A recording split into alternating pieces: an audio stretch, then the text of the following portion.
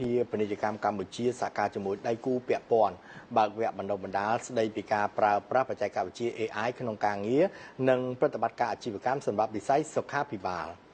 សភាពាណិជ្ជកម្មកម្ពុជាបានបើកវគ្គបណ្ដុះបណ្ដាលពីការប្រើប្រាស់បច្ចេកវិទ្យា AI ក្នុងការងារនិងប្រតិបត្តិការអាជីវកម្មសម្រាប់វិស័យសុខាភិបាលក្រោមវត្តមានឯកឧត្តមអុកញ៉ាងួនមេងតិចអគ្គនាយកសភាពាណិជ្ជកម្មកម្ពុជា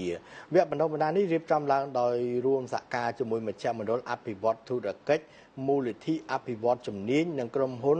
Codigate Technology ព្រមទាំងទទួលបានការគាំទ្រពីសហគ្រិនខ្មែរនៃក្រសួងឧស្សាហកម្មបច្ចេកវិទ្យានិងនវានុវត្តន៍ឯកឧត្តមងួនមេងតិចអគ្គនាយកសភាពាណិជ្ជកម្មកម្ពុជាបានមានប្រសាសន៍ថាវគ្គបណ្ដុះបណ្ដាលដ៏មានសារៈសំខាន់នេះបានរៀបចំឡើងដោយក្នុងគោលបំណងបំពាក់បំពន់ចំណេះដឹងផ្នែក Digital ជាពិសេសគឺបញ្ញាសិប្បនិម្មិតហៅកាត់ថា AI ឲ្យមានលក្ខណៈសាមញ្ញនិងងាយស្រួលយល់ដើម្បីឲ្យលោកអ្នកអាចយកទៅអនុវត្តផ្ទាល់ក្នុងភាសាខ្មែរយើងជាមួយគ្នានេះគឺដើម្បីបង្ហាញពីរបៀបដែលបញ្ញាសិប្បនិម្មិតអាចក្លាយជាជំនួយការដ៏សកម្មក្នុងការងារសុខាភិបាលនិងការងារទូទៅផ្សេងៗទៀតដើម្បីកាត់បន្ថយបន្ទុកការងាររដ្ឋបាលនិងបង្កើនប្រសិទ្ធភាពឯកឧត្តមអុកញ៉ាងួនមេងតិចបានលើកឡើងបន្ថែមថាវគ្គបណ្ដុះបណ្ដាលនេះនឹងផ្ដល់នូវឧបករណ៍យុទ្ធសាស្ត្រក្នុងការគ្រប់គ្រងអាជីវកម្មសុខាភិបាលតាមរយៈបច្ចេកវិទ្យាទំនើបដើម្បីកាត់បន្ថយចំណាយដែលមិនចាំបាច់និងពង្រឹងផលិតភាពឲ្យកាន់តែរឹងមាំព្រមទាំងបង្កើនទំនុកចិត្តដល់ក្នុងការប្រើប្រាស់បច្ចេកវិទ្យា Digital ដើម្បីតភ្ជាប់ទំនាក់ទំនងកាន់តែជិតស្និទ្ធជាមួយអ្នកជំងឺនិងអតិថិជន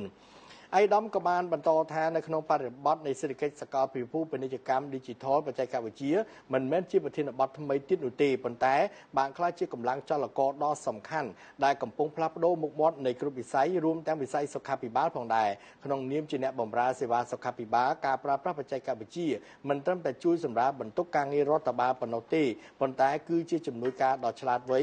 ដែលជួយឲ្យយើងអាចផ្ដោតលើការយកចិត្តទុកដាក់ចំពោះអ្នកជំងឺបានកាន់តែប្រសើរនិងគ្រប់គ្រងអាជីវកម្មបានកាន់តែរឹងមាំឯកឧត្តមអុកញ៉ាងួនមេងតិចក៏ជឿជាក់យ៉ាងមុតមាំថាចំណេះដឹងនិងបច្ចេកវិទ្យាដែលនឹងទទួលបាននាពេលនេះនឹងក្លាយជាទុនក៏ដូចជាបទពិសោធន៍ដ៏សំខាន់ក្នុងការអភិវឌ្ឍស្ថាប័នឲ្យកាន់តែរីកចម្រើននិងមានឧត្តមភាពប្រកួតប្រជែងខ្ពស់ស្របតាមបរិបទ Digital បន្ថែមពីនោះឯកឧត្តមក៏បានលើកទឹកចិត្តយ៉ាងខ្លាំងដល់អ្នកចូលរួមទាំងអស់សូមចូលរួមឲ្យបានយ៉ាងសកម្មបំផុតទាំងការសួរដេញដោលទៅកាន់វាគ្មិនជំនាញនិងការអនុវត្តផ្ទាល់ទៅលើឧបករណ៍បច្ចេកវិទ្យាដែលបានរៀបជូនសូមបញ្ជាក់ថាក្រោមការចង្អុលបង្ហាញរបស់អ្នកអង្គការគិតមេងប្រធានសភាពាណិជ្ជកម្មកម្ពុជានិងជាប្រធានក្រុមប្រឹក្សាពិគ្រោះយោបល់ធុរកិច្ចអាស៊ានសម្រាប់កម្ពុជាតែងតែណែនាំឲ្យមានការយកចិត្តទុកដាក់ខ្ពស់ទៅកាន់សមាជិកសមាជិកាជាពិសេសអាជីវករពាណិជ្ជករនិងធុរជនដែលជាម្ចាស់សហគ្រាសធុនតូចនិងមធ្យមតាមរយៈការបង្កើតឲ្យមានកម្មវិធីផ្សេង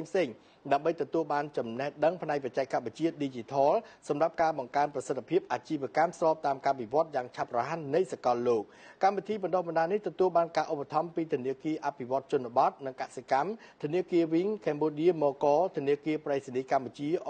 កអកំពង់ផែស្វយ័តភ្នំពេញសេងគ្រី Printing និង